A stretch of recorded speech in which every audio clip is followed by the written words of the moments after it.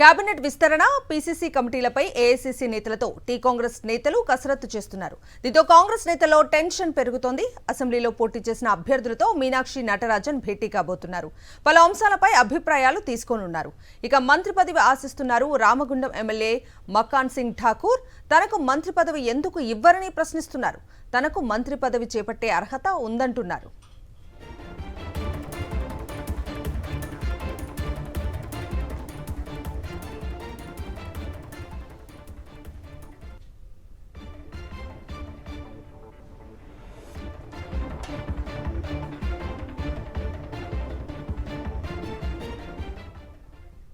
Cabinet విస్తరణ PCC కమిటీలపై AICC నేతలతో tea Congress నేతలు కసరత్తు చేస్తున్నారు. దీంతో కాంగ్రెస్ నేతల్లో టెన్షన్ పెరుగుతోంది.